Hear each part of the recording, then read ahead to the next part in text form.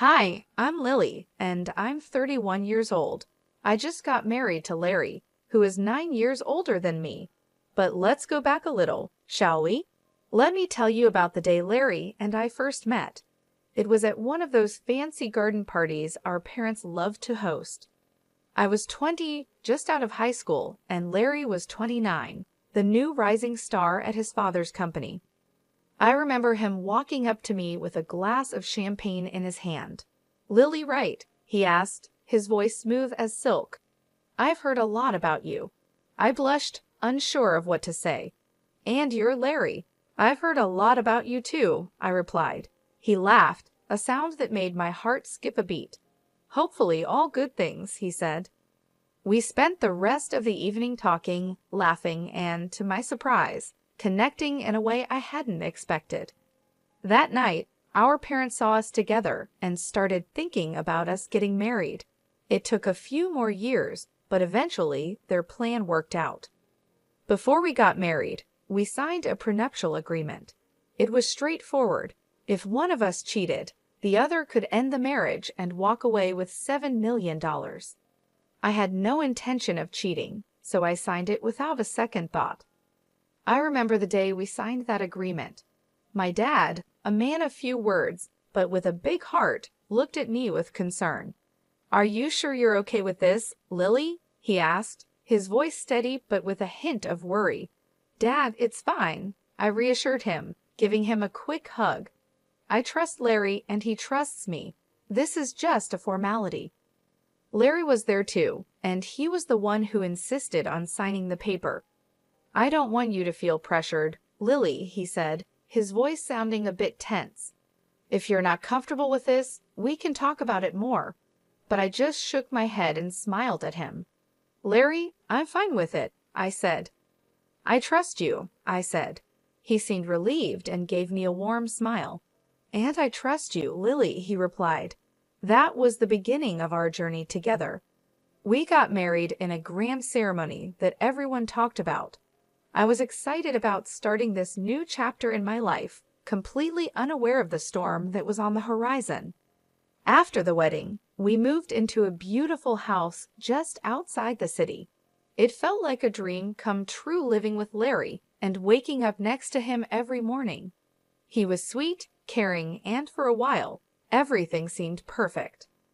Our honeymoon was like something out of a fairy tale. We spent 3 weeks at a gorgeous beach resort, soaking up the sun and enjoying each other's company. But when we returned home, things began to change. Larry became a different person, distant, always lost in thought.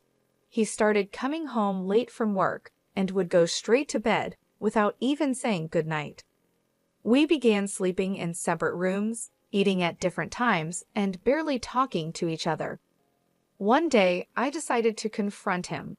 "Larry," I said, trying to keep my voice steady, "what's going on? You've been acting strange ever since we got back from our honeymoon." He looked at me, his eyes no longer filled with the warmth they once had. "I've just been busy with work, Lily," he replied, avoiding eye contact. "But we hardly talk anymore," I continued. "We're living like strangers in our own home." He sighed, running his fingers through his hair. "I know, Lily. I'm sorry. I'll try to make more time for us." But nothing changed. In fact, things got worse. Larry started coming home even later, sometimes not until the early morning. He stopped eating with me, and we barely saw each other. I began to have doubts. Was he seeing someone else? The thought made me feel sick, but I couldn't ignore the signs. I decided to confront him again. "Larry," I said one night when he came home late, "are you seeing someone else?" He looked shocked by my question.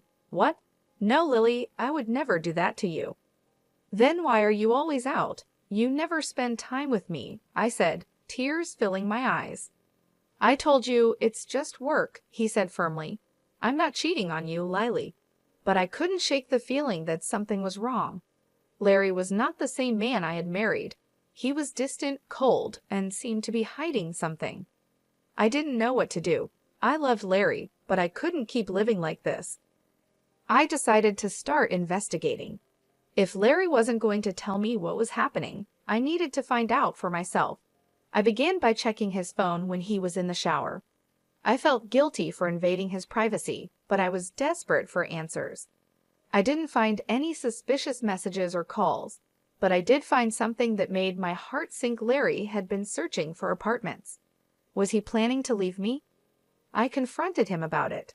Larry, why are you looking for apartments? Are you planning on leaving me? He looked shocked. No, Lily, I was just looking. I wasn't planning on leaving you. Then why were you looking? I asked, my voice trembling. I don't know, Lily, he said, barely whispering. I just need some space. One day, I decided to talk to my mom about it. She's always been my support, the person I turn to when things get tough. Mom, I said, I don't know what to do. Larry has changed. He's not the same person anymore. My mom listened, concern written all over her face. Lily, she said, you're both still adjusting. You're newlyweds. It takes time to build a life together. I wanted to believe her, to think that this was just a phase and that things would get better. But deep down, I knew there was more to it. Larry was hiding something. I could feel it. I tried to push the feeling away, tried to convince myself that Mom was right, but the nagging voice in the back of my mind wouldn't go away, constantly reminding me that something was off. 3 weeks later, I gathered my courage and approached Larry. I need a job, I said, looking him in the eye. He seemed surprised. You want to work? He asked, raising an eyebrow. I nodded. Yes, I need to do something, Larry. I can't just sit at home all day. He thought for a moment, then said, I can offer you a job at my foundation. We help kids in tough situations. Would you be interested? I was surprised. Larry's foundation was well known for its work with children, and I had always admired what they did. Yes, I said without hesitation. I'd love to. Working at the foundation was a breath of fresh air. I was busy, and I was doing something meaningful. I met kids who were strong and resilient, kids who had gone through more hardships than any child should. It was heartbreaking, but also inspiring. The job kept me busy and helped me take my mind off the problems at home. Larry and I were struggling, but at least during the day, I had something else to focus on. The work was tough and emotionally draining, but it was worth it. I felt like I was making a difference, like I was doing something important. For the first time in a long while, I felt happy. But even then, I couldn't shake the feeling that something was wrong. Larry was acting strange and distant. I couldn't figure out what it was, but I knew something was off, and I was determined to find out. With a heavy heart full of questions and doubts, I decided to hire a private detective. I needed to know if Larry was cheating on me. It wasn't just about my pride. It was about my peace of mind. I couldn't live with constant uncertainty, always wondering what had gone wrong. There was also the prenup we signed before getting married. If Larry was cheating, it wouldn't just be a betrayal, it would be a costly mistake. I found a detective agency in the city run by a man named Tyler.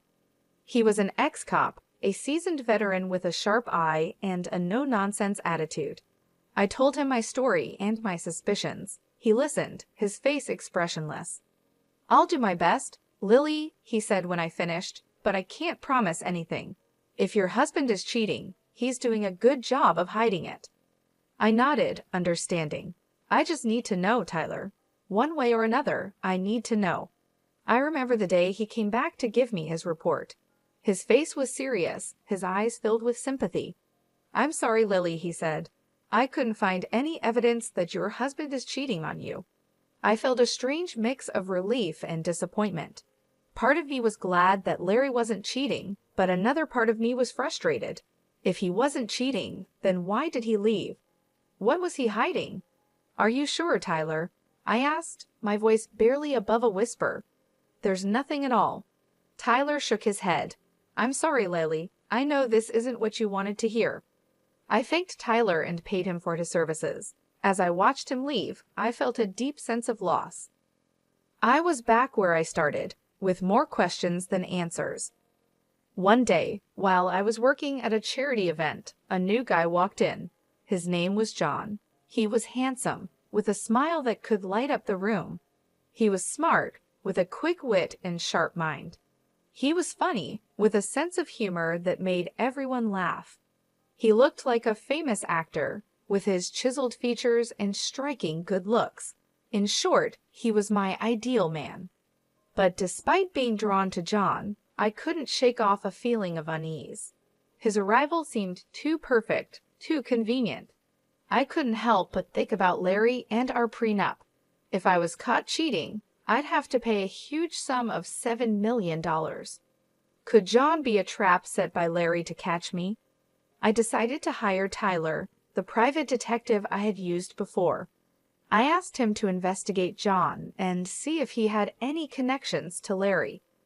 Tyler agreed to take the case and started digging into John's past and connections. He followed him, watched his movements and interactions. Tyler was thorough, leaving no stone unturned. In the meantime, I tried to keep my distance from John. It was hard, especially since he was so charming and attractive, but I had to be careful. I couldn't afford to fall into a trap, not when so much was at stake. One day, John asked me out for coffee. I was torn. Part of me wanted to say yes, to get to know him better. But another part of me was scared, worried about what Tyler might find. "I'd love to, John," I said, trying to keep my voice steady, "but I'm really busy right now. Maybe some other time." John seemed disappointed but didn't push. "Sure, Lily," he said, his smile fading a bit. "Some other time." I felt a pang of guilt. What if I was wrong? What if John was just a nice guy, and I was letting my suspicions ruin something good? But I couldn't take the risk, not until I knew for sure. 5 days later, Tyler came to give me his report. His face was serious, his eyes hard. "I'm sorry, Lily," he said, "but your suspicions were right. John is working for your husband." I felt a rush of emotions, anger at Larry for trying to trap me, relief that I hadn't fallen for it, and sadness that John wasn't who I thought he was. But above all, I felt a sense of vindication. I wasn't imagining things, my suspicions were real. "Thank you, Tyler," I said, my voice catching with emotion. "You've done a great job." As I watched Tyler leave, I felt a strange sense of closure. I had dodged a bullet and avoided a costly mistake. But I also felt like I had lost something, the idea of the perfect man and the hope of finding love again. It was a hard truth to accept, but I wasn't going to let it bring me down. I was stronger than that. I was determined to move on and find happiness again. I didn't need an ideal man. I just needed someone who was real and honest, and I was going to find that person no matter what. Instead of sending John packing right then, I decided to take a different approach. I chose to play along and befriend him, all while keeping my behavior above board, so Larry would have no reason to accuse me of anything. John, however, took my friendliness as a sign of something more. He started to relax, thinking he had me fooled. The irony was that he was the one being played, but I didn't let him in on the secret. I couldn't risk him running back to Larry, so I kept up the act and maintained a friendly facade. One day, I decided to take things up a notch. I asked John to join me for lunch, making it sound like a casual discussion about charity work. He agreed, with a smug smile on his face, thinking he was making progress. We found a quiet spot in the cafe. "So, John," I began, "how are you finding the charity work?" He shrugged, a confident look in his eyes. "It's good, different but good." "And Larry?" I asked, trying to keep my voice steady. "What do you think of him?" John looked surprised. "Larry? He's okay, I guess. Why?" I shrugged, trying to appear casual. "Just curious. He's a bit of a mystery, isn't he?" John laughed, clearly relieved. "Yeah, he can be hard to figure out." We continued chatting about work and life, and I made sure to keep my tone neutral, not giving him any reason to be suspicious. In the days that followed, I continued to play along, keeping up the friendly act but never crossing the line. I was always on guard, always careful. It was a risky game, but one I was willing to play for now. One day during one of our lunch meetings, John looked at me with a serious expression. "You know, I've been thinking," John said. I raised an eyebrow, feeling a chill run down my spine. "About what?" I asked. He shrugged, looking uncomfortable. "About us, about this thing between us." My heart skipped a beat. This was the moment I had been dreading. I forced a smile. "And what is it that we have, John?" He looked at me with a hopeful expression. "I think we have something special." I felt a pang of guilt. John was falling into my trap, just as I had planned, but it didn't feel right. It didn't feel good. Still, I had to keep up the act, had to keep playing the game. So I smiled at John, a fake smile plastered on my face. "Yes, John," I said, my voice barely a whisper, "we do have something special." And just like that, the trap was set. The game was on, but at what cost? The Cold War at home with Larry was as icy as ever.